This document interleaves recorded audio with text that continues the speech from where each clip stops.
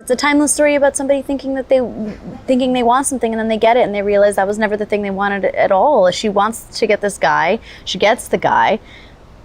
She's like, fuck him. And she realizes, whoa, the form of connection I was actually seeking was not that.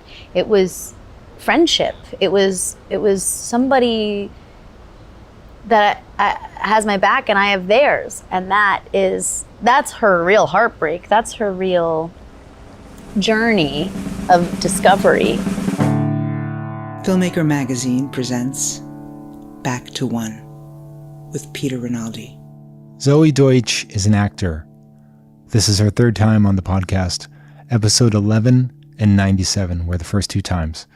This time, she sat down with me on the Lower East Side of Manhattan to talk about her new film, Not Okay. What was the seed of you deciding to do this, to play Danni Sanders in this movie, Not Okay? I believe I was sent the script maybe in end of 2018, 2019, a very early draft before it was with Searchlight. Then Quinn did a lot more to it and sent it again to me when it was at Searchlight, and it was a very, it was even better and even braver than it was before, which was, she's just such a fantastic writer. But I think it also spoke to me when I read it in a new and a special way, because we were all, and still are, feeling so overwhelmed by the constant, endless, overwhelming feeling of scrolling through news headlines and influencers stuff and scandals and hair gummy ads that really make you forget that there are so many more important things happening in the world.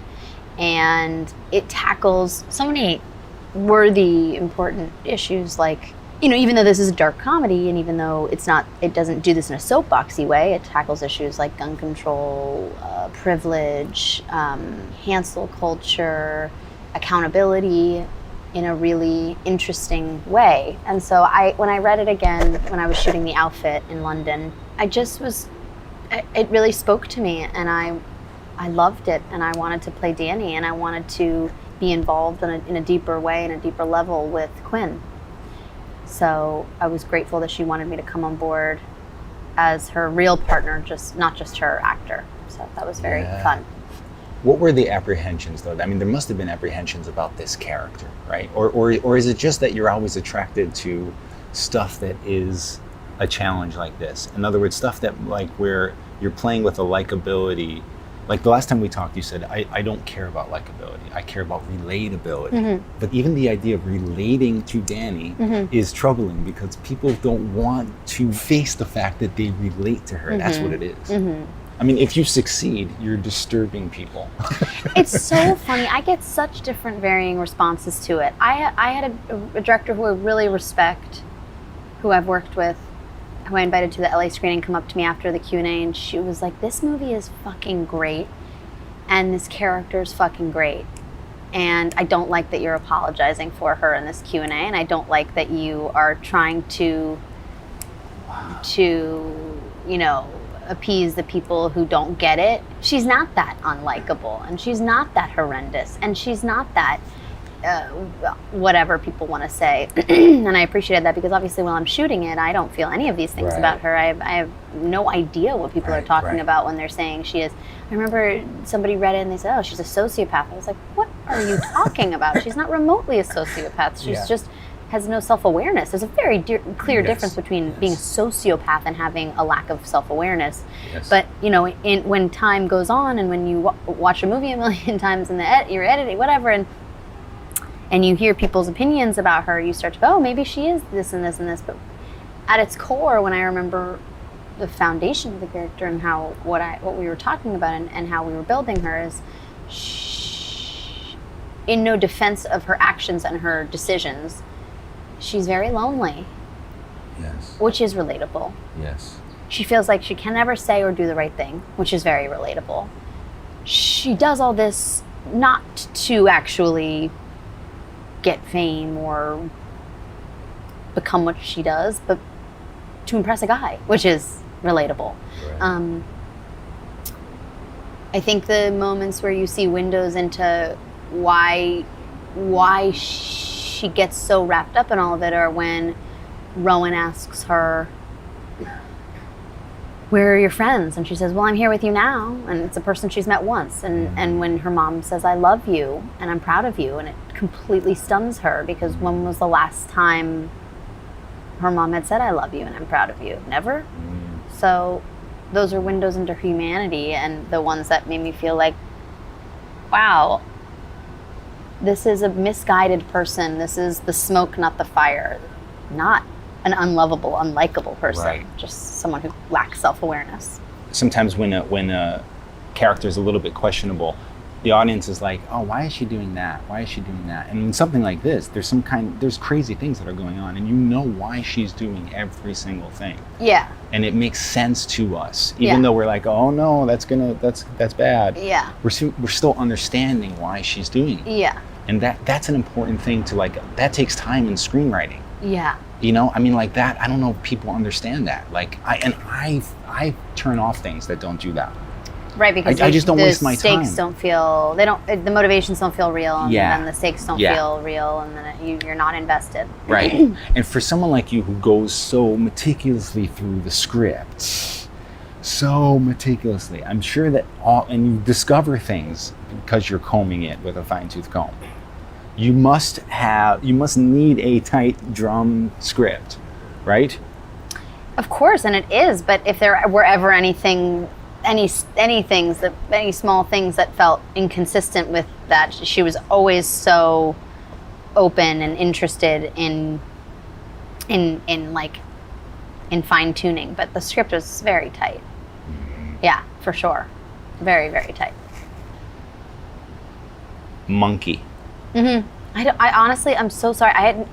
Because I moved. So basically, and I know you want to. I'll let you ask the question before I. That was the question. Monkey, yeah. So, if anyone's listening, and I like to pick an animal for my characters.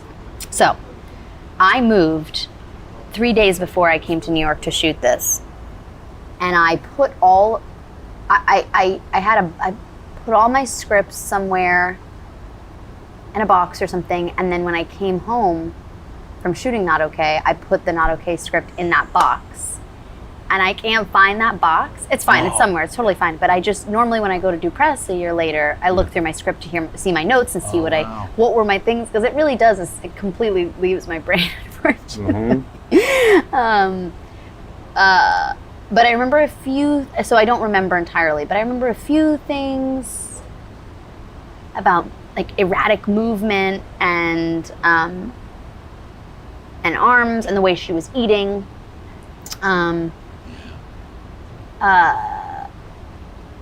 This is stuff you did with your coach, right? Yes. Yes. My movement coach, yes. Alexander technique teacher, Jean-Louis. But I can't remember a ton of it, unfortunately. But it was very fun. I had all my monkey stuff, all my monkey pictures in my trailer. And you know, I need to apologize, because last time I was like pushing you about your binder, and I guess I wanted you to show me your binder, which is insane, because it's your nightmare, and to have someone see your binder. And I was going to make you feel guilty because Haley Bennett showed me her binder. She wouldn't let me touch it. I was going to make you feel. Then as I was coming here, I'm about to come here, and I was writing in my notes, I thought, I don't even want you to see my notes for this interview. It would be a violation. And I remember Jesse Eisenberg from behind the book read my notes and saw a word and said it out loud. It was like the double or something. It's like, oh, I see the double there. I was like, how did you? And I keep thinking about that as a violation. That's very funny. I keep thinking about that. So I apologize for that. No, don't. But if we were to find your binder, I'll find it. I don't know where it is, but I'll find it.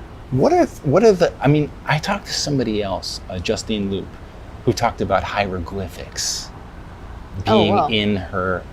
She has little symbols on every line. Did she go to like crazy acting school? I And don't like remember. that's amazing. I'm not smart enough for that. Not crazy as in crazy as in like you were talking crazy about smart. hieroglyphics last time. No, what hieroglyphics? Like little symbols next to each thing. I'm not talking about hieroglyphics. I don't do hieroglyphics. Okay. So they're actually words.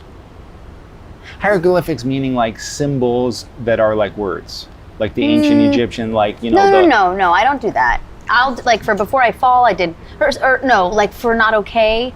Sometimes I'll do different colored. This isn't like that. This is nothing special, but I'll do different colored highlighters for different characters, so that it like sort of triggers eventually, because you've worked on it enough times. It starts to like trigger that part of your brain. Because when you're switching scenes and parts of the movie so often, like when you're looking at your pages, that can be helpful. And also, it's just helpful for. I'm very visual, so I do that, and I always put also at the top like little post-its for in the color of the character on the top, so I can easily access those scenes. That's like more of like an organizational thing. And then in terms of like notes, most of them are just like, first off, a lot of it is continuity at the end of it. It's like, remember, because I just always want to be on top of everything. I'm like, okay, we shot a scene a month ago where at the end of it I had it, in this movie I had, didn't make it, but like in this movie you see me eating Doritos in the subway, and that's just something that I added and I brought and whatever. So I have Doritos in the scene, so in the next scene you're going to see me walking on the street and I'm going to throw it away. We shot that scene a month later. I just had to remember. So if you write all that shit down, you're able to remember it. And of course you have your script supervisor, and of course you have people watching, but unfortunately there's so much going on that when those details matter to you, you have to protect those details and can't bet on anybody else protecting them. So I'm obsessed with those kind of details. I also write like continuity for hair and makeup, wardrobe, all that stuff. But that's like more of like the production part. The notes for the character are like, that's more the work I do with my other acting teacher, which is just really breaking down what's, you know, your super objective, your smaller objectives line by line, and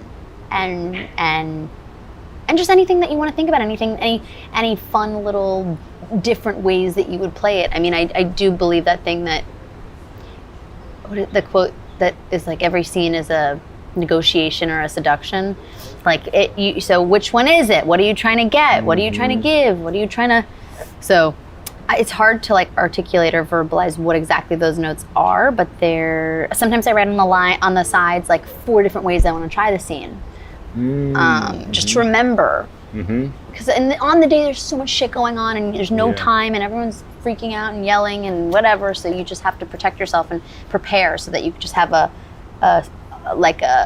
almost like a cheat sheet of what you need to achieve for yourself in that day to be able to stay present and do your job well. Let me talk to Zoey, the producer, for a second. Zoey, the producer, is the one writing all the continuity stuff too. That's right. You love the script. You talked to Quinn. Is there talk already about this very important character that needs to be cast, which was eventually cast by the amazing, outer-worldly, cosmically amazing Mia Issac? Like, I can't figure this out. Hannah's film and this. Yeah. Like these two, I'm like, how could these be her two first films? She's amazing. She's really amazing. But this role is really, really important. Yeah. Okay. What was that like? Just seeing her for the first time. We had chemistry reads. Well, Quinn did pre-reads, saw a bunch of auditions, and read with her. And Quinn it was all, you know, she knew immediately from the second she saw her. And funnily enough, Hannah Marks, who you mentioned, Mia did her first movie with Hannah Marks. I grew up with Hannah, so I've known her forever. Hannah was singing her praises, and Quinn was obsessed with her. And then I got to do a chemistry read with Mia, and that was definitely what sealed the deal. And she's fantastic in the movie, and she's such a special person, so warm and vulnerable and kind, and yeah, she exudes like inner beauty in such a magical way. It's so funny that the last time you were on the show, you were talking about so much of comedy is acting out of optimism. Oh, for Zombieland, for sure, yeah. But I was seeing something about that here. Don't you think? Yeah, that's an interesting point. From my window, for her, it was less about that, and it was more about lack of self-awareness, but it can translate as the same thing. You're totally right. It was a very interesting observation. I think the difference is, at least from what I observed from, well, I did not play this like it was a comedy or like a dark comedy. I played my producer and my Zoey brain understood that, but at my once I was playing her, I really tried to play it straight and more like a tragedy, but tragedy plus time is comedy. But I think, at least from watching it with an audience twice, the laughs most of the laughs that she got were from cringiness, from how unaware she was of how people were perceiving her, how clueless she was as to how to function in the world as a self-aware person, and that's where that kind of, so it's that she just is not on the same planet as other people until she's in that last, or the second to last scene in the canceled support group where she says she doesn't know if she's learned anything. That's the first time you see her be self-aware. Mm-hmm. When did you realize that there is something that has to happen with this character that's very, I think, very hard to do, which is we have to, like like you're saying, people are laughing at these cringe moments and she's making bad decisions. But then we have the scene in the car where she plays Avril Lavigne for her. And this moment has to win this very genuine person over. Yeah. Like, that is a very hard thing, it seems, for an actor to have to do. I was concerned very early on with how the audience would believe that this, obviously before Mia was cast, but how why Rowan would be friends with her, yes, and why Rowan would believe her, and why she would go along with it. And so that was a really big question I had, and I think Quinn did a great job. Quinn and Mia both did such a great job of modulating those moments and making it feel like the audience understood and saw where their chemistry and their true friendship, even underneath the lie, would, I don't know, not make the audience question why she wouldn't just dislike Danni. Yeah. Danni's changing though, right? I mean, like, the softball game. Well, she's changing because she makes a true friend. It's like, that's another relatable. That's why a lot of this movie is so timeless, though it is timely, because it's a timeless story about somebody thinking they want something, and then they get it and they realize that was never the thing they wanted at all. She wants to get this guy, she gets the guy, she's like, fuck him, and she realizes, whoa, the form of connection I was actually seeking was not that. It was friendship. Yeah. It was somebody that has my back and I have theirs, and that's her real heartbreak. That's her real journey of discovery, I think. First time I saw it, I don't know why I didn't read it. I didn't read, like, I don't get a redemption arc. Uh-huh. So when the ending happened, it was such a revelation for me. Really? It was like, I was like, I've never seen an ending like that, because this, it felt revolutionary. It felt like this was, and then I felt like this is like a litmus test for people. If people don't get this ending, I have a judgment on them. You know what I mean? That's interesting. And when my wife was watching it, I was like, she better get this, because I'm gonna have a talk with her then, because this is gonna be a discussion. If you want this person to be, if you want her to have that ending moment of going into the sunset or whatever. Yeah. As having changed and been better, you know what I mean? Yeah. Like that. So that was really, really special for me, and I can't even imagine being an actor and reading that, being the lead character and getting there and being like, oh my God, it's almost like I'm not the lead character anymore. I feel like I knew that she was never the lead character to begin with. I never saw her as the protagonist. I always saw Ron as the protagonist, but I never read that ending because that ending was not the ending. Oh. We had two other endings that I love, both of, and I love this one too. I think it's a perfect ending for the movie. Perfect. Do you agree with me that this is almost like a critic-proof film. I can't trust anything that anybody says about this film. Because, first of all, like, I feel like I was watching people on another planet because I'm so old. You know, I'm 48. I feel like these are experiences and things that I don't understand. It's like aliens. Interesting. And that's why it was partly fascinating to me.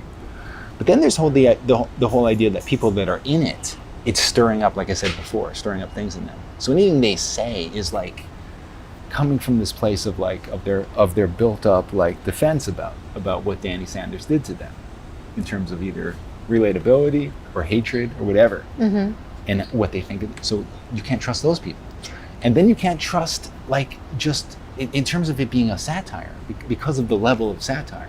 Like sometimes people won't get it.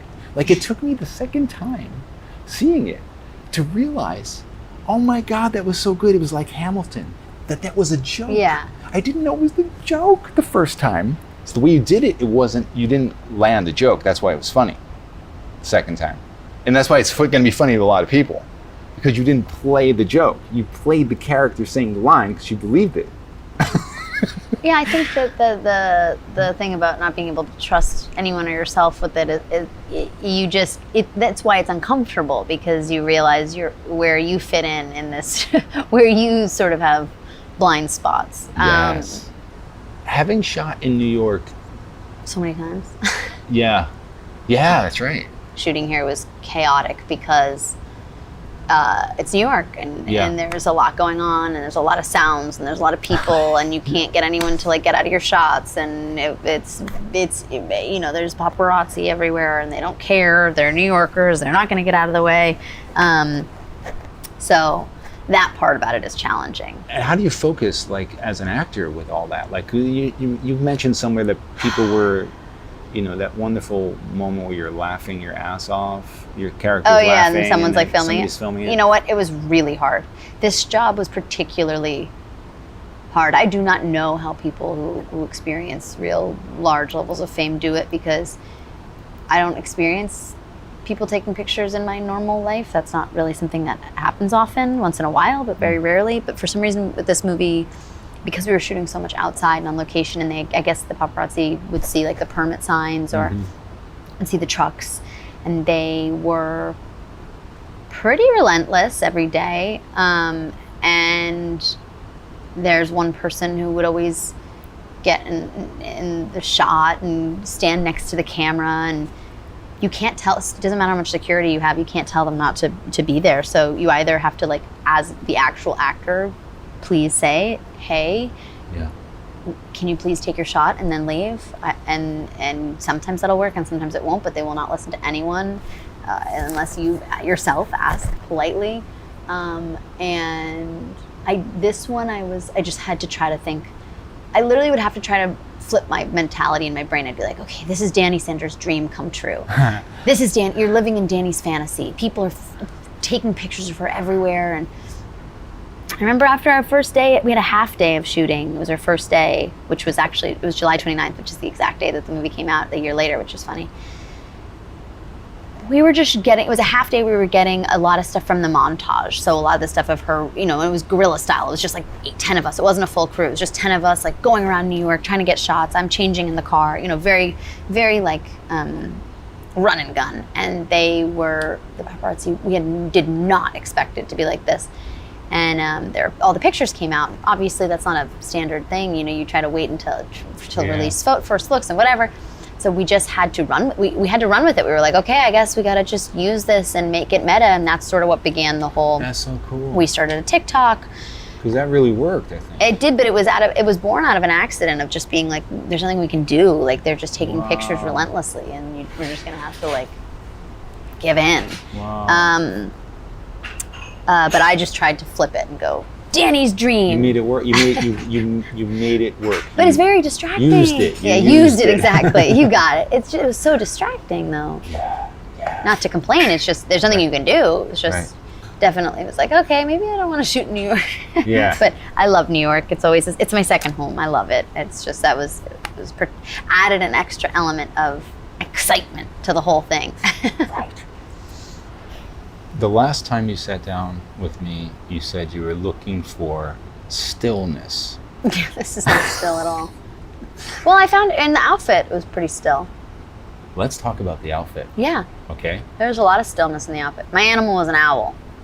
Ooh. She was hovering, seeing everything, Yes. looking above.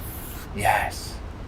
So I thought that this was just like you had me at Mark Rylance kind of thing, but you were involved with this for years. This script. Yeah, but not on any other level than just really wanting to be in it. Oh, okay. I didn't have any sort of Graham is, So it was. I had no other involvement other than just wanting to act in it and having met with Graham years before it was made. And then doing some table reads and stuff like that. Yeah. And then when Mark Rylance is attached, you must have been like, this is basically doing a play with Mark Rylance. Yeah, scared. Oh my gosh, I was so scared. I'm not. So scared, but. So what was And it like you said, it was exactly like a play. We shot the movie chronologically, which was fucking nuts. I've never done anything remotely like that. And we rehearsed it all chronologically. Wow. And we got to rehearse on the set because the set was one room. It was one on a stage in one set. We shot it chronologically, 5 or 6 characters. And it was just a transformative, really interesting experience. I learned so much from him. He's such a gentle and good person. Well, Yeah. come on now. You have to tell me something about him. what you learned from Mark Rylance. Yeah, absolutely. There was one exercise that was really, it seems quite simple when I explain it, but it was so effective and I love doing it now, which is we would do a scene like tops and tails, meaning I would say a line and he'd just jump on it and we would just go really, really fast. Like no space in between. Yeah. And then we'd do the scene again and we'd do like really slow, really, really meandering, really thoughtful, really finding the words, pauses in between. And then we would do it a third time and we would just let our bodies sort of pick which mode, fast or slow or meandering or thoughtful, whatever felt right. And it was the third time was always the discovery of what your sort of instrument chooses was really fun and really interesting and useful, because sometimes when you're doing a scene you get locked into a rhythm or you forget sort of what you're saying, or you do it so many times you're lost a little, and that was a great way of restructuring the actual rhythm. Yes. And I loved doing that. And the thing about him that was, and I believe a lot of actors talk about this about him, is he's very playful. He is so in touch with his inner child. He's so playful and curious and humble. Very focused at the same time. Mm-hmm. And there was endless things that I learned from him. He's everything and more that you expect him to be. Does this make you want to do other things like this, small things? Like this is all on one set. Like you said, it's chronological. Does this make you want to do theater? Does this make you want to do... I definitely want to do theater. It just hasn't been something that's happened yet, but I would love to. Yeah, definitely. Last time you said you want stillness. I'm asking you now, what is your inner artist looking for? Yeah, I'd like to do a real, straight up, fully through and through drama. Obviously the outfit was that, but another, in less of a contained space. That was so much fun, but just because I'm looking for something a little different, I guess. And also love to do some sort of psychological thriller, horror, elevated, hopefully. But that's my own personal prejudice against the genre, which for I don't know what reason. So many amazing horrors, but psychological thriller for some reason sounds better in my brain.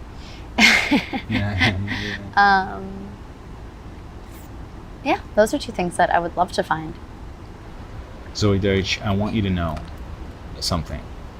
I trust you as an actor. Oh, now. wow.